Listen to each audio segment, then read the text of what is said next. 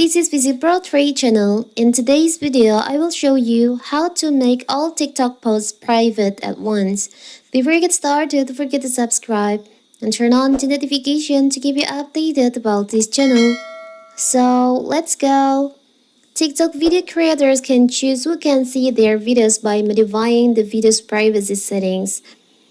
A user can choose to display their videos to everyone or on the app, their friend, or just themselves. Video privacy settings are available for both private and public.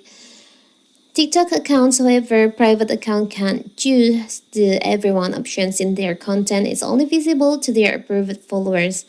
So how if you want to change the privacy of your post to from everyone to only you, all the posts at once, it's so simple. So first, of course you have to open our TikTok.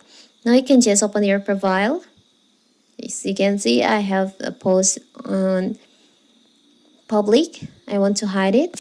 Tap on the upper right corner, the three lines over here. Tap on settings and privacy. Tap on activity center.